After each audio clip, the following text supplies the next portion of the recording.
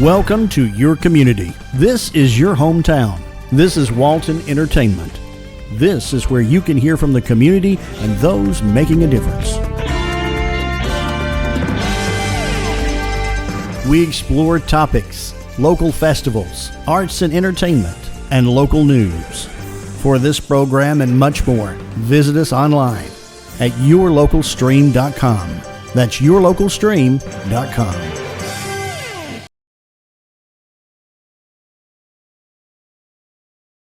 We'll start right here, and I'm gonna, if you come up here where you can see this picture,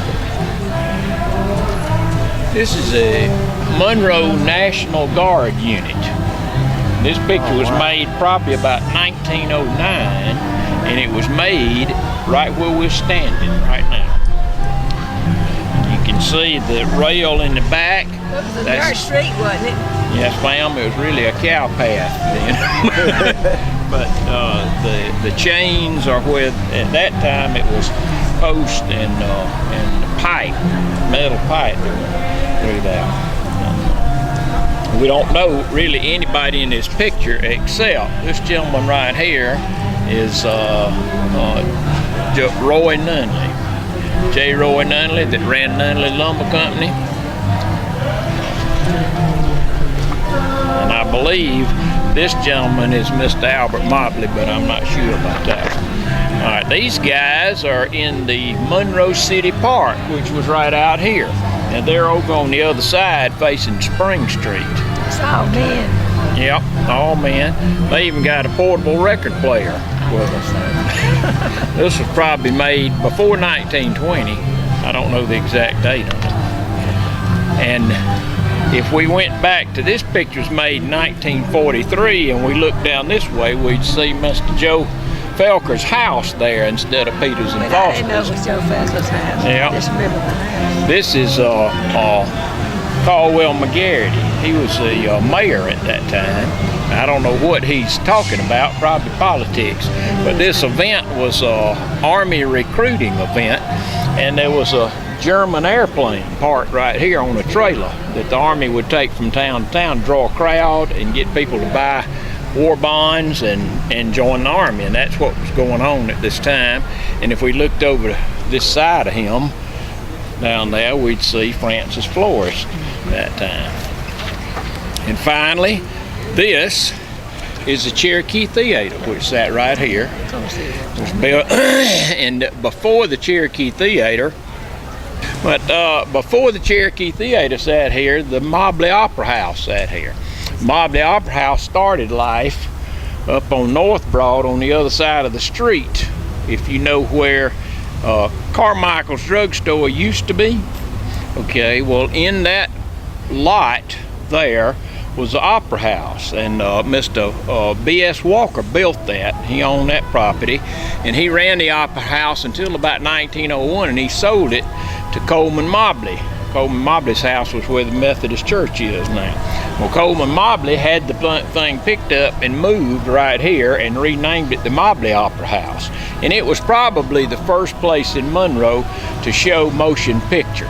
It was not a motion picture theater, but it was, you know, people would come in with a projector that just traveled from town to town, and they'd show movies there. But they had also had like vaudeville acts and all, more than opera, so to speak.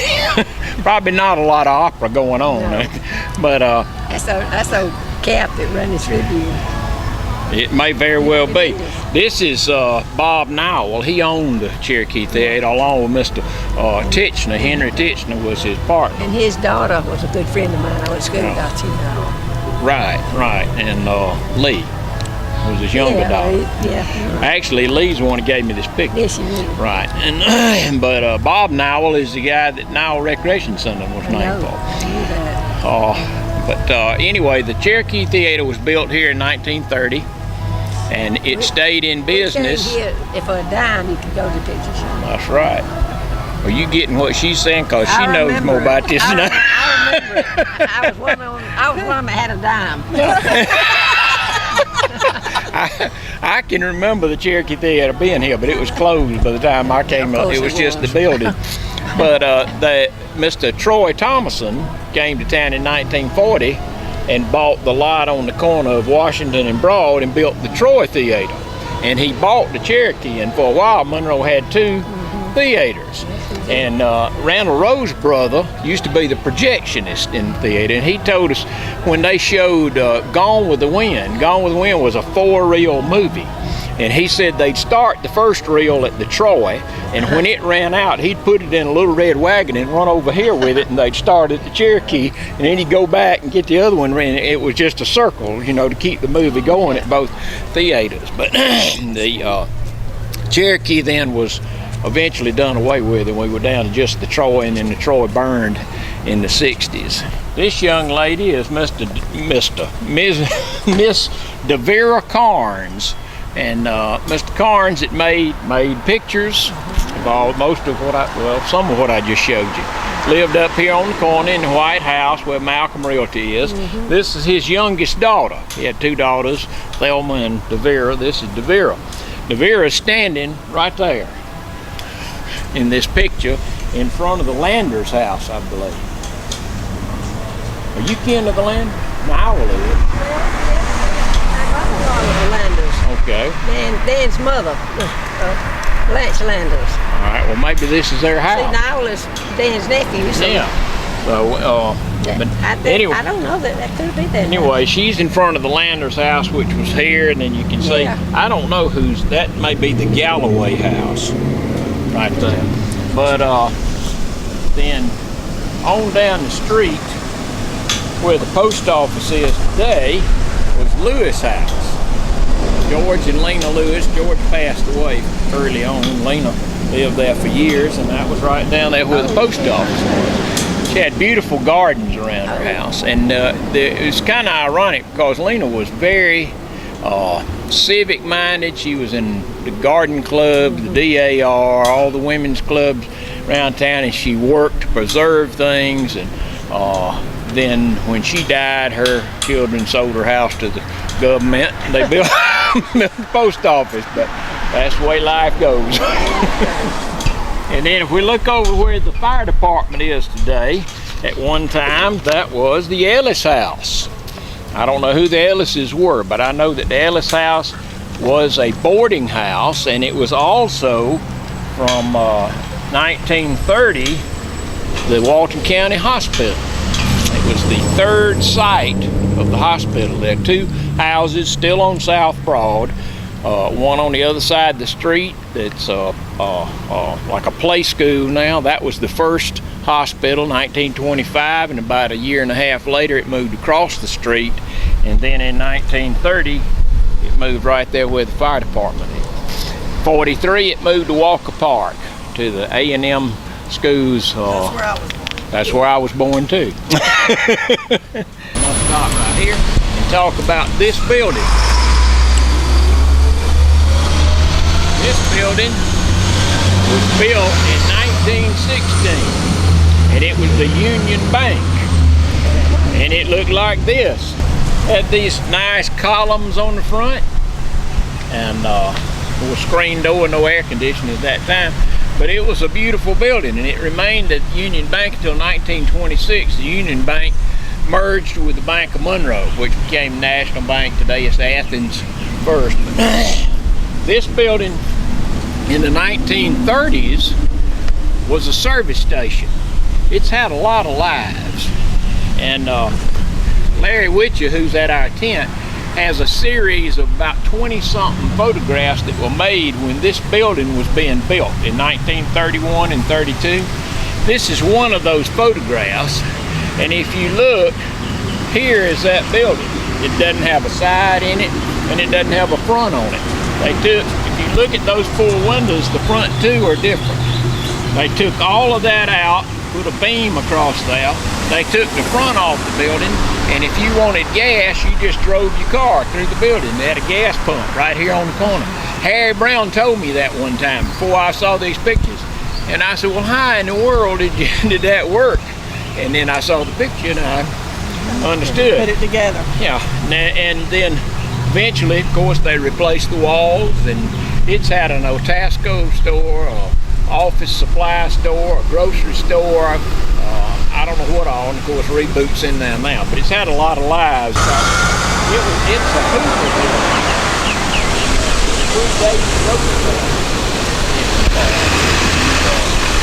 Roosevelt brought in the Works Administration, and they built the City Hall where the museum is, and they built the city swimming pool, which is gone now. This was built during the Hoover administration. And if you ever go in there, ma'am, yeah, pretty much. It hasn't changed a lot. The city owns it. We can go now.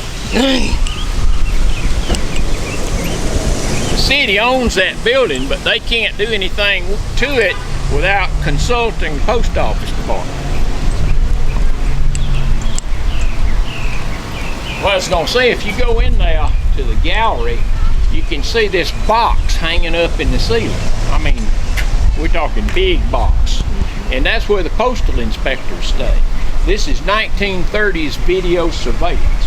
The postal inspectors would show up in the middle of the night or late at night after the post office was closed. Upstairs, they had shower facilities. They're still there. And this is nice stuff. All brass fixtures, marble showers. But anyway, the postal inspector would spend the night, and nobody knew whether he was there or not. In the daytime, he'd crawl in that box, and it's got little slits that he could look through to watch the postal workers and make sure they weren't stealing mail or anything like that. But they never knew whether the box was empty or full. This lovely home belonged to Mr. J.C. Phillips, and it sat right there. Matter of fact, I believe this tree is that tree right there, but I'm not sure. In 1920, Mr. Phillips sold his house and his land to the Monroe Hotel Corporation, and they built the Monroe. Have I got a picture? I do. They built the Monroe Hotel, which if you lived here, you probably remember that.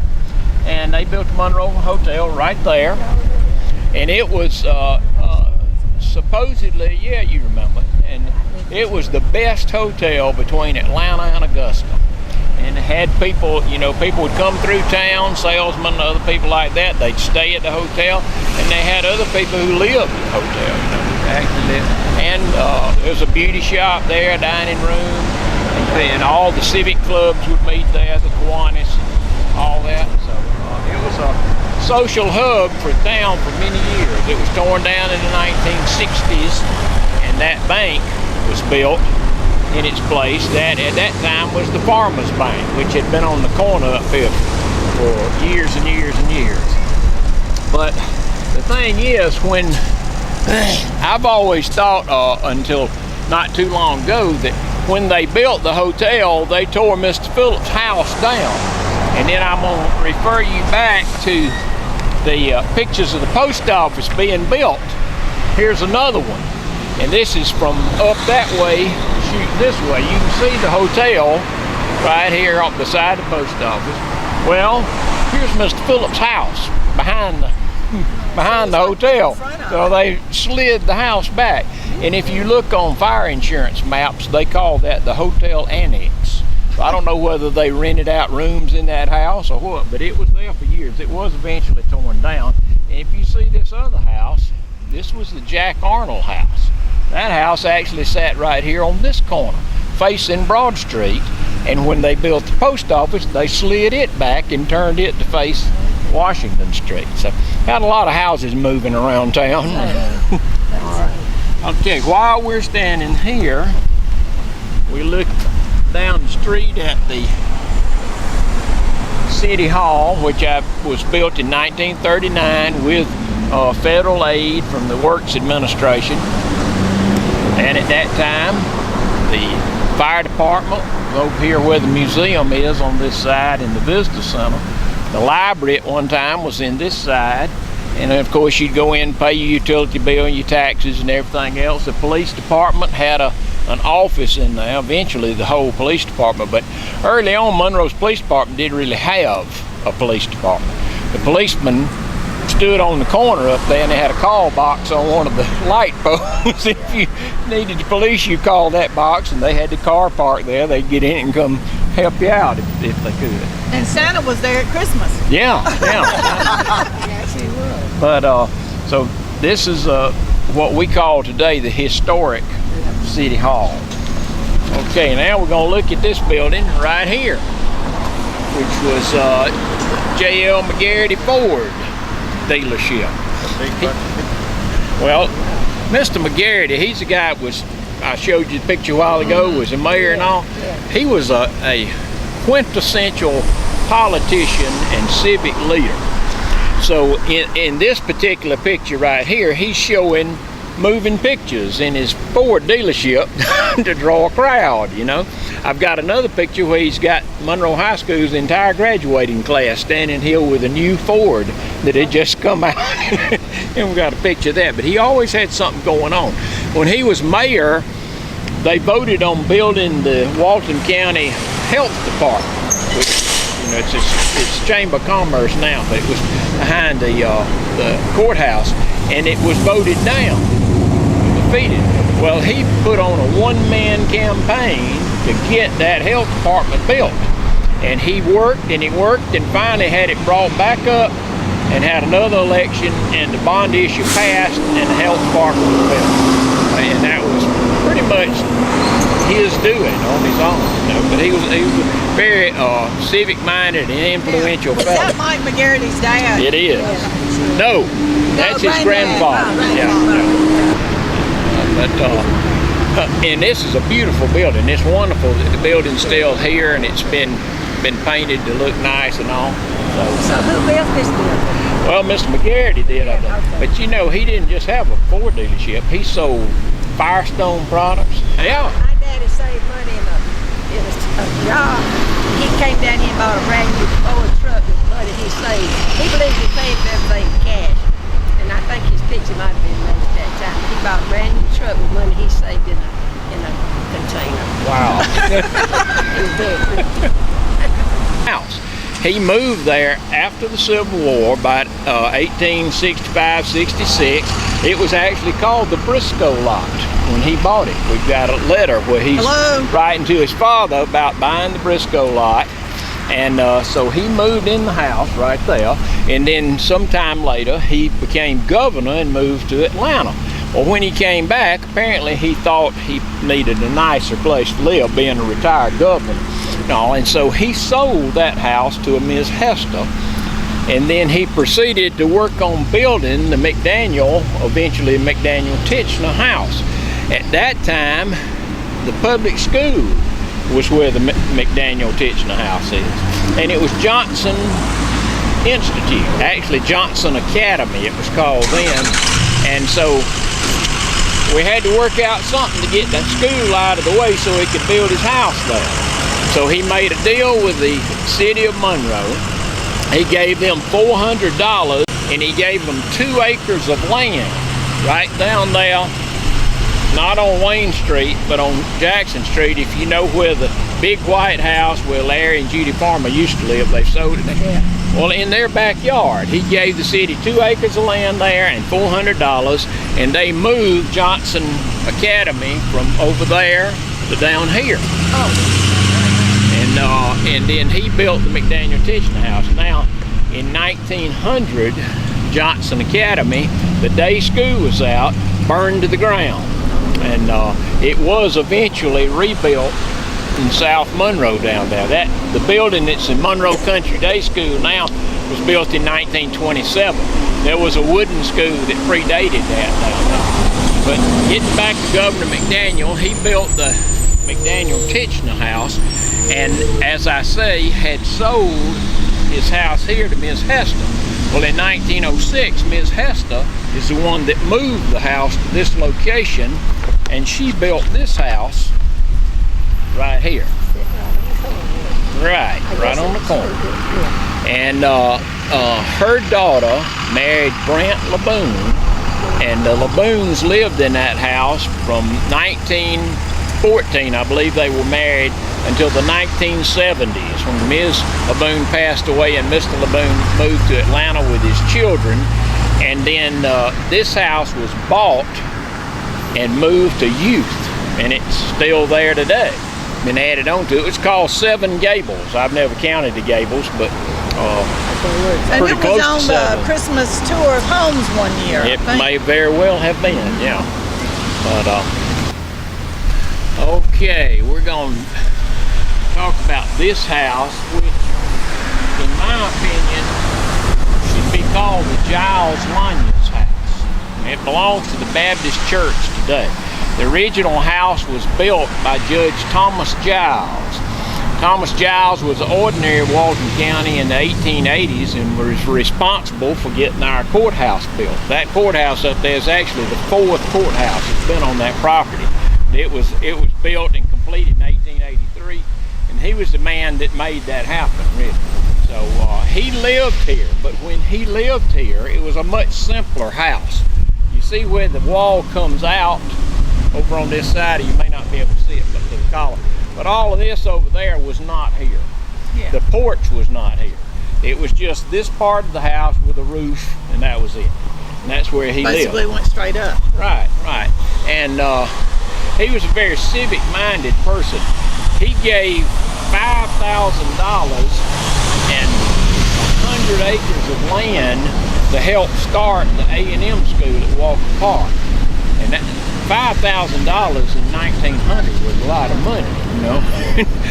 He also set up an educational fund that I don't know the stats, but in 1960, when Ms. Sams wrote her county history, by that time that fund had already given over $50,000 to send Walton County students to college who couldn't afford a college education. The fund was eventually absorbed by the Walker. Wait a minute. Yeah. I get the Walker and the Walton. It was absorbed by the Walker Foundation, I'm pretty sure, and they still give money for education now through that fund. But anyway, this is in 1898, Judge Giles sold the house to Cosby Lanyards and his family, and he passed away. But the Lanyards family lived here for years and years. If you grew up here, you might remember seeing Miss Kathleen Williamson, who was Lanyards before she married Mr. Williamson. She'd sweep these steps every day. You see that lady out there? She kept the Lions Club broom sale in business.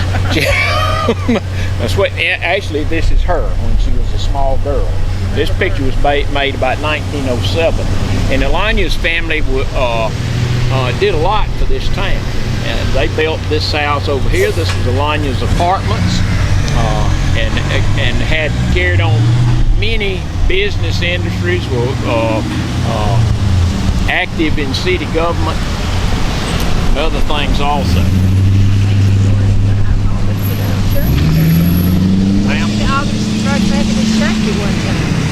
Yeah, I think they bought Mr. Lanyards along with somebody else, Mr. Nunley. I'll get confused. It's not in my notes for today. The guy I showed you in front of like Harry Lanyard? Jenny Lanyard played the organ. Yeah, I don't know which Lanyard she is related to that one. Yeah, but let's see. Mr. Nunley that I showed you in front of the National Guard unit, the only guy he and one other man bought the property from Coleman Mobley to build the Methodist church up. All right, well, since we're talking about the Methodist church, let's talk about the Baptist church. This is the first Baptist church. This church was built in 1828. And in this picture, it's sitting right there where the Methodist church is. But it was built. Did it face Broad Street? Yes, ma'am. It faces. You can see Alcova Street going up here, and this is Broad Street here. But it was built over here where the Baptist church is. But in the late 1800s, the Baptist church decided they needed a new church. So they moved this building over there, and it was used as a school. And they built a second church. Now, it's really funny. There's a lot of money that's gone through Monroe, and most of it has some tie to cotton. Either growing cotton, ginning cotton, milling cotton, or making blue jeans out of cotton. There's a lot of money that came through this town. Dan and both bought the White House from Mr. Lonnie's. Yeah. We kept it at Lonnie's warehouse. Yeah. Well, there were a lot of cotton warehouses, a lot of cotton buyers. I mean, the economy actually moved around cotton. It revolved around, you're right. But anyway, what I was getting to, I've got a couple of small articles out of Athens newspapers in the late 1800s where it tells us that the Monroe First Baptist Church was the richest church in the state of Georgia. And so I've got an article that says, Monroe Baptists have decided to build a new $6,000 church. That came out maybe May, June of one year. Then in August of that same year, there's another article that says, Monroe Baptists have decided to build a $4,000 wooden church. I don't know whether the boll weevil arrived that year or what, but they actually did build a wooden church, which You could do that for that amount of money. That was a lot of money back then. it was. But one interesting thing about this church building, we still have the bell. Mr. Henry Hardin, who was a Revolutionary veteran, bought the bell for that church, and it's in the belfry over here, almost 200 years old. Wow. The other thing are the columns on this church. When this church was torn down, Coleman Mobley bought that lot and built a palatial home there. And he put these columns on the front of his house. Pliny Pollock's grandmother went to school in this church, and she told Miss Sams that she could remember playing on that front porch under those columns. And so those columns, by the time Mr. Mobley built his house, were getting close to 100 years old at that time. Well, the church bought the property and built the Methodist Church in 1950. Coleman Mobley's house was torn down, but the columns were saved. And Mr. Bradley in Gratis bought those columns, cut them off, and put them on the front of his house. Gary Bradley works at Bulldog Tire, lives in that house today, and has columns on his front porch that are close to 200 years old. This is a wooden church they built for $4,000. It's wooden. Yep. And actually it's facing that way. This front right here was on that side, and as I said a while ago, Church Street went all the way through here. Then in 1916, 100 years ago, this year, we had the centennial last year, a year early, don't ask me why. The church was completed in 1916 at a cost of $29,000, this church. And it was paid for when it was built. Just like you said your daddy always paid cash for everything. Well, that's what they did at that time too. And behind the church, which would have been right back there, was the parsonage. The church didn't have running water, but they did put in a baptistry. And so if somebody was going to be baptized, they would run a hose from the parsonage and fill up the baptistry. The parsonage burned in 1910, and the preacher that was here then said they got away, his family, with their clothes, and that was it. But this house was built by Raymond Fambra and his wife. They used to run Fambra's Dry Cleaners, used to own Fambra's Dry Cleaners. Henry Hardin's bell is in that belfry right there. Helen Arnold, whose pavilion is being dedicated today at the Harris Homestead, Henry Hardin's her ancestor. I don't know exactly the ties there. This little driveway through here is actually a city street. What was it? City Street. A city street. It's Pendergrass Alley. Dr. Pendergrass used to live where the Wells Fargo ATM is right there. His house is moved. It's out close to Alcovey Mountain. Matter of fact, most of the houses that were down on South Broad still exist. They've been moved. You know, I mentioned the Laboon house is out at Youth, and there's a couple of houses from there that are up on the north end of town. A lot of the houses were saved and placed somewhere else. Okay, behind us is Young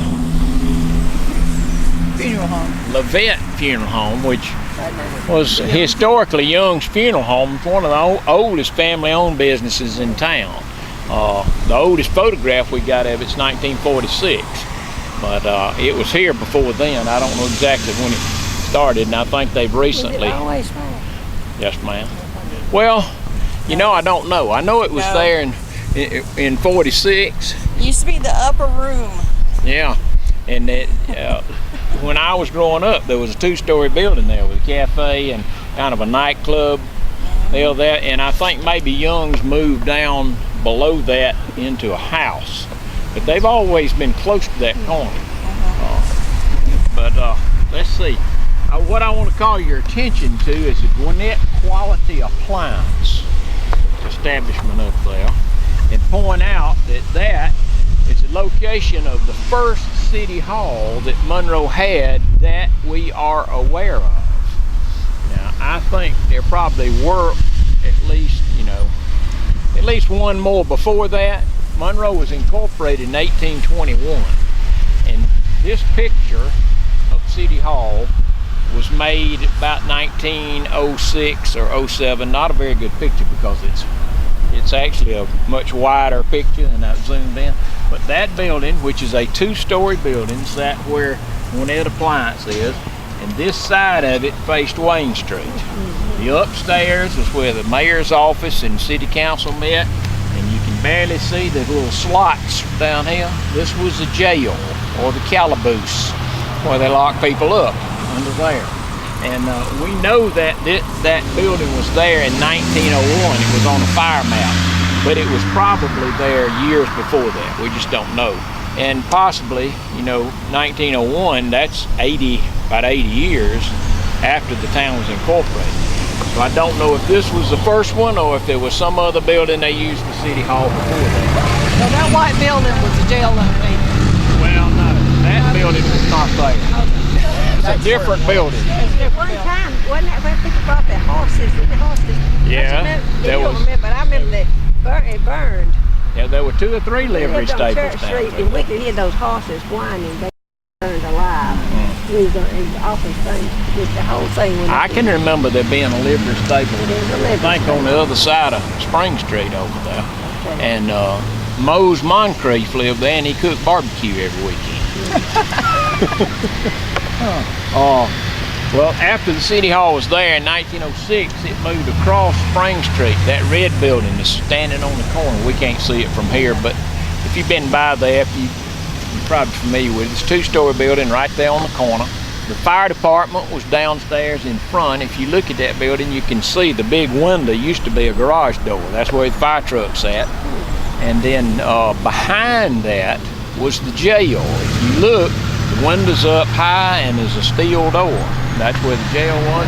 Upstairs was the city offices and the city court. All right, I want to show you, we already mentioned that this was Mr. Karn's house. He and his family lived downstairs, and he had a photo studio upstairs. And now we're going to stop until the emergency vehicle goes by.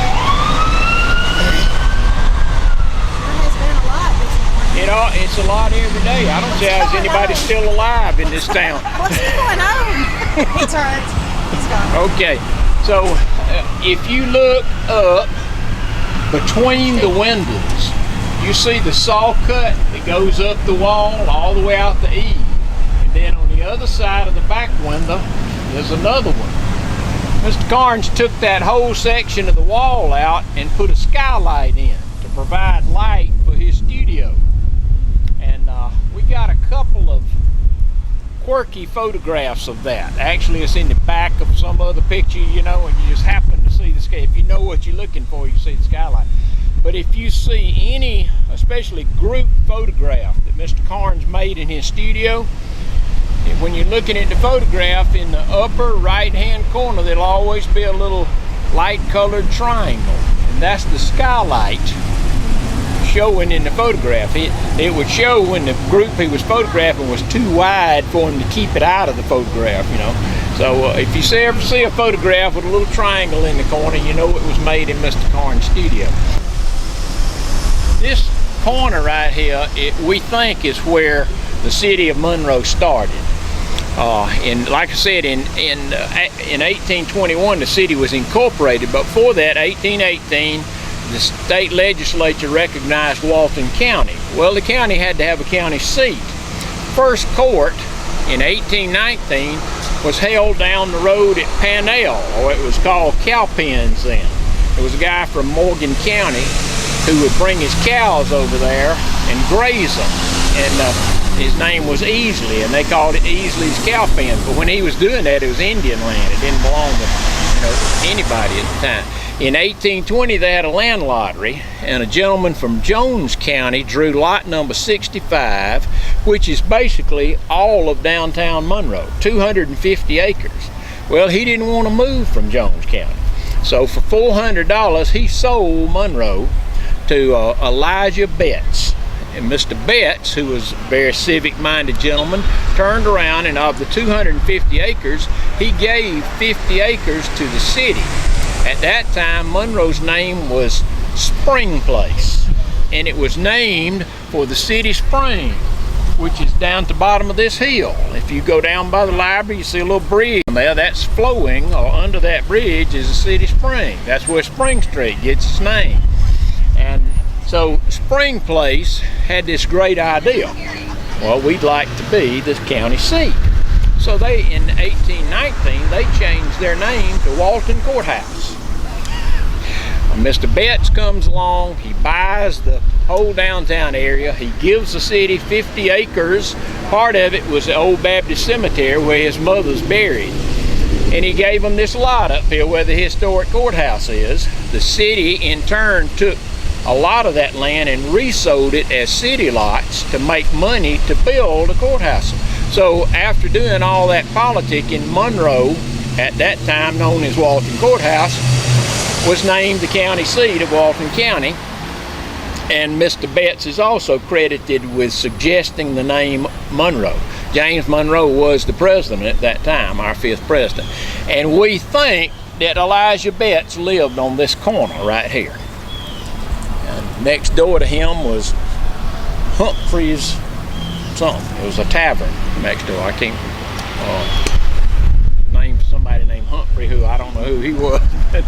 All right, so then a couple of years later, Mr. Betts moved to Gwinnett County. We don't know anything after that about him. He's not a whole lot to say other than he helped us get here. So, all right, the Pocket Park across the street, George Felker had a private bank there, which means he loaned his own money to people. That was it, you know. And so if you're a friend of George, he'd loan you some money. And that vault over there was left from Felker's bank. Of course, G.B. Peters had a jewelry store there for years and years and years, and used it to keep jewelry in also. Right. So what we're going to talk about now is this little alley right here that some of us may be able to go through if you'd like to try. in this building right here was Van Horn Drug Company. Van Horn Drug Company was owned by the Van Horn brothers.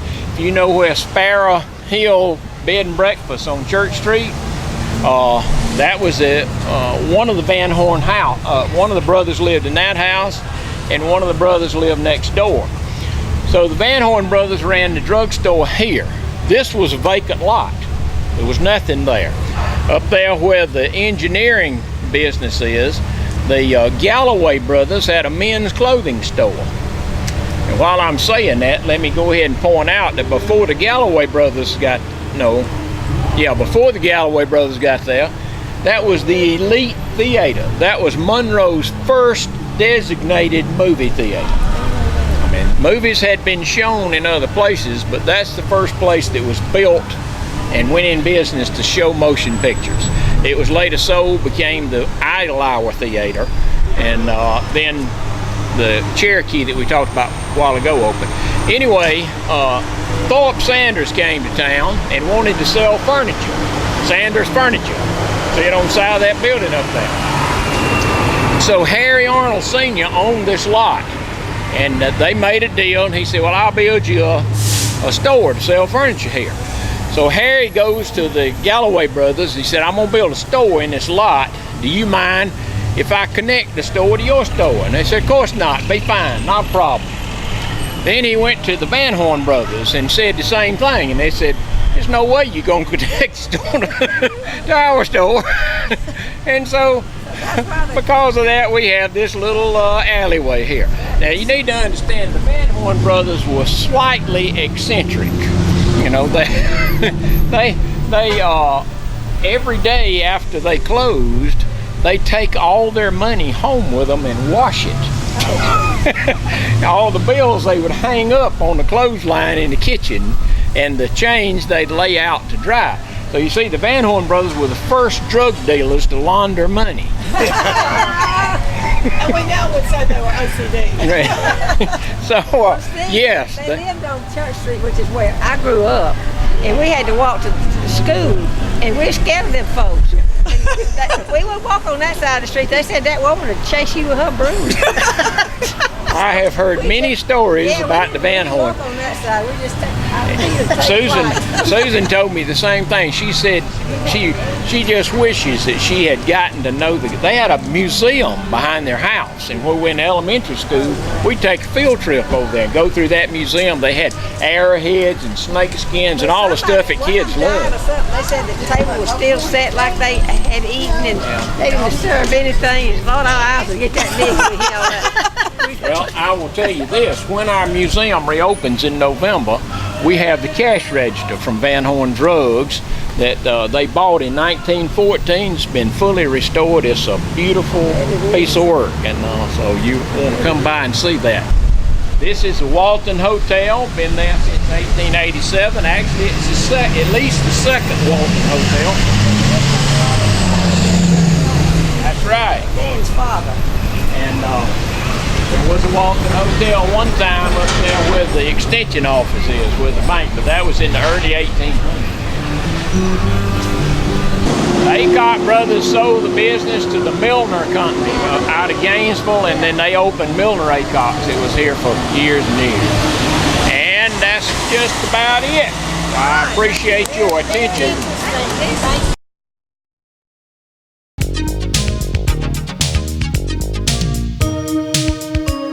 Hey, I'm Isaac over at Reboot, giving you a little Reboot tech tip today.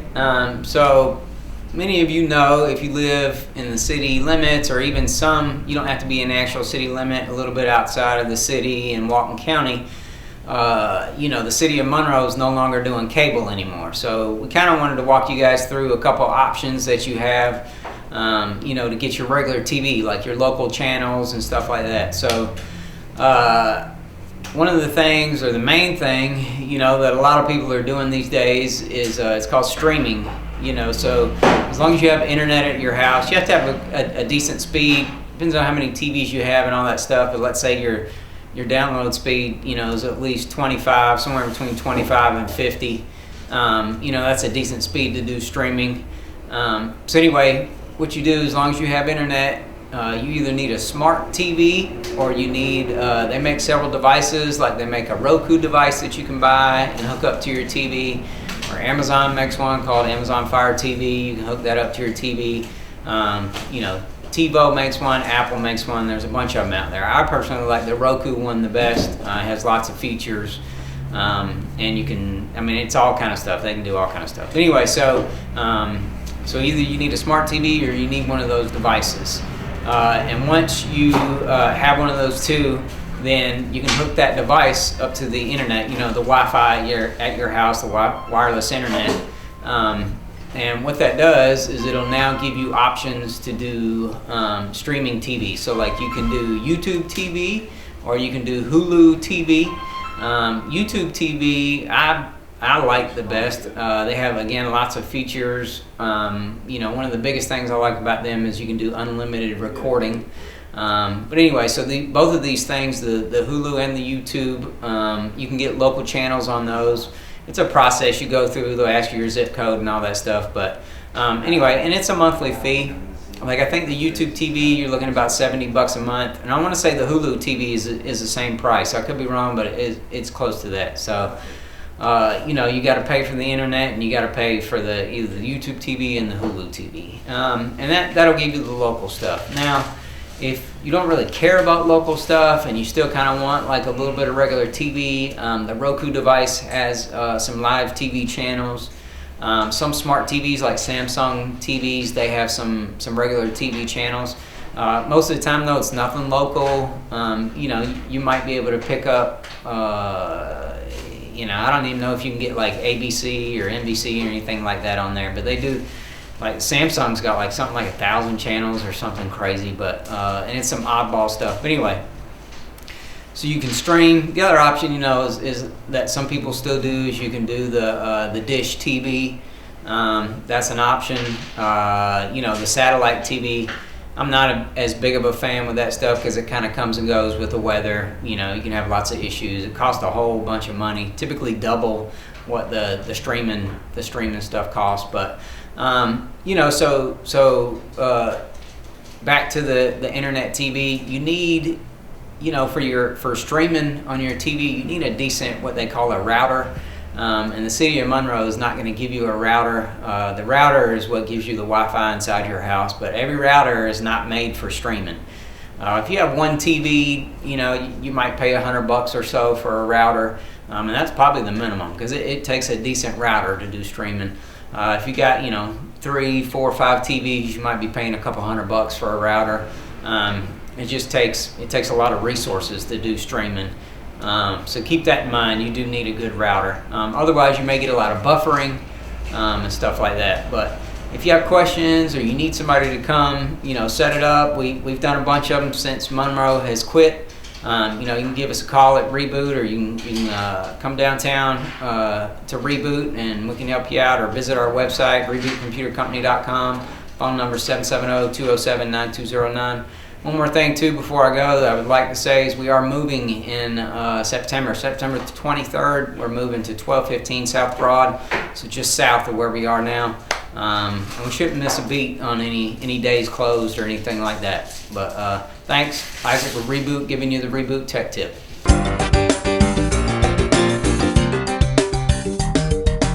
Hello, I'm Kenny Sargent with Keep Walton Beautiful and the Walton County Recycling Center. I want to thank everyone for tuning in. Did want to get out a few updates from here at the center. We will be closing our scales on Friday, August the 30th and Saturday, August the 31st. We'll be closing our scale and our trash pad for maintenance. We're getting some work done on the trash pad. We're going to fix the wall back there to make it safer for citizens, and that has to be done. We really have no option but to close the pad.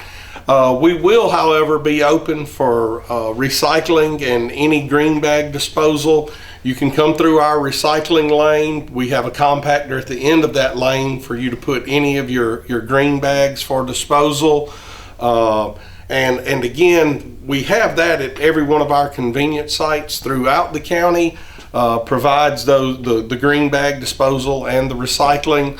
So if you want to call us, find out which one of those convenience sites are nearest to you, give us a call here, 770-267-1421. We'll be happy to direct you to the nearest one. But again, those dates are Friday, April 30th. And Friday, August the 30th and Saturday, August the 31st. Again, our scale and trash pad will be closed. We'll only be open for recycling and green bag disposal. We will be closed. The recycling center will be entirely closed on Monday, September 2nd for the Labor Day holiday. So again, if you have any questions about any of that, want us to direct you to the nearest location to get rid of some of the things you need to get rid of, give us a call. Another thing is we're kind of winding down on our time to reach out for Rivers Alive volunteers.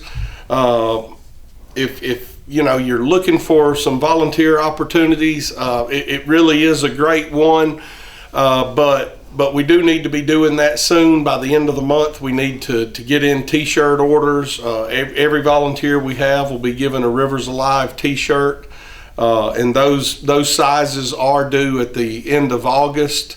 So we're trying to get that done. Staying busy here at the center.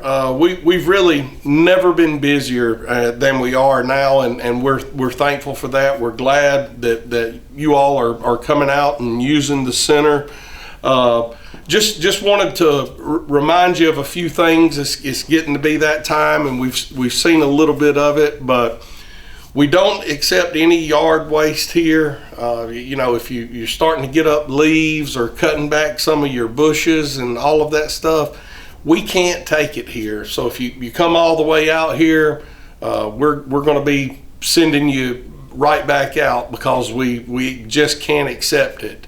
There are we have places in the Loganville area. There's an inert landfill in Good Hope. So we can get you to the nearest one to you if you do have those items. Again, give us a call. We'll get you all the information on those places, but it can't be taken here.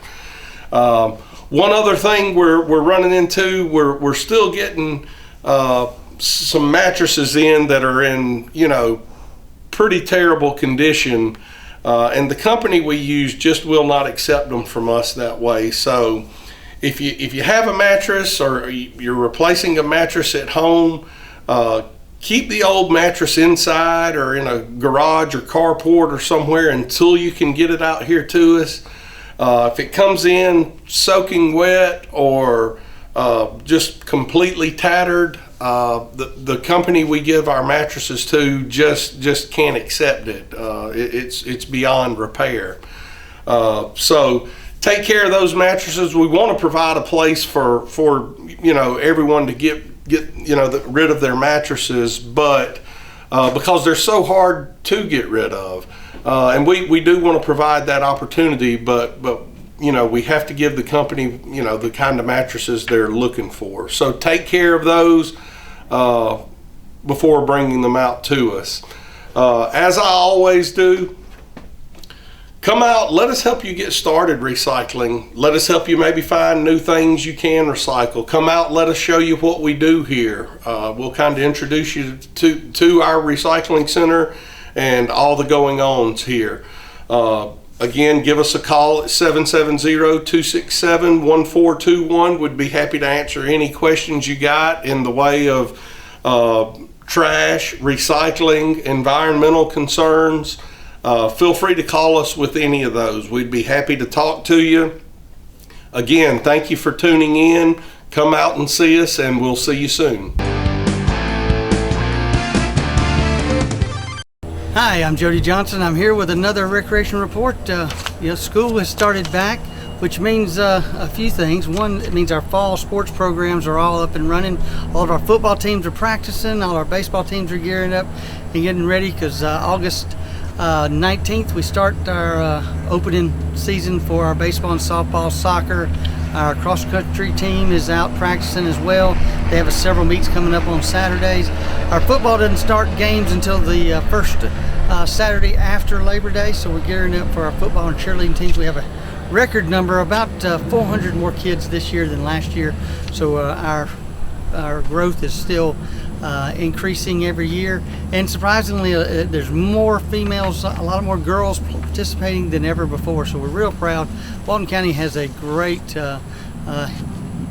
history of a lot of girls teams playing youth sports, so we're real proud of that. We're probably one of the largest in the state of girls participating, whether it's softball, volleyball, and which is huge now.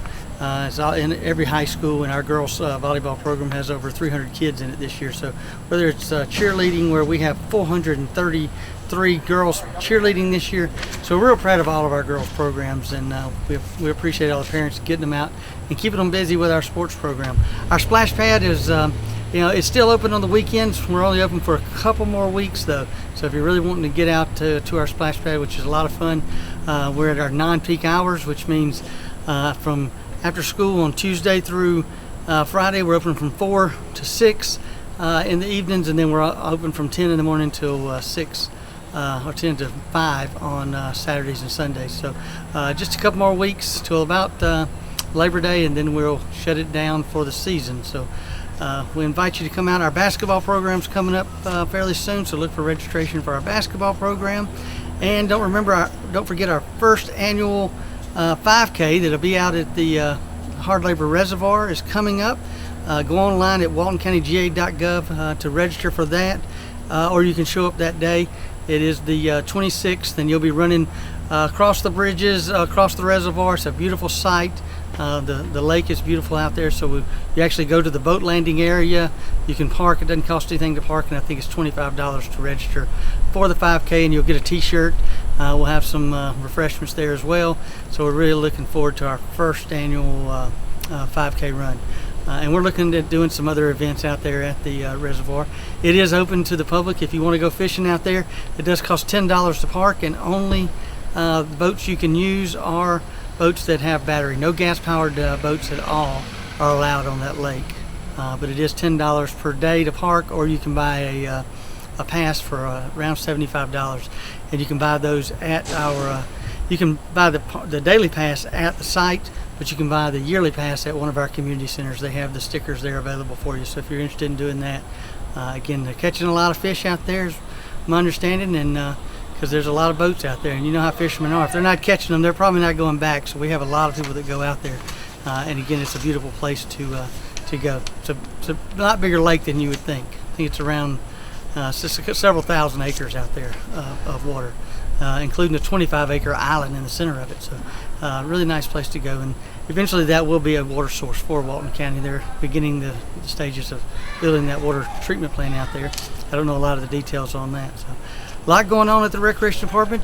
Fall is some of the best weather we have here in Walton County, so looking forward to seeing you.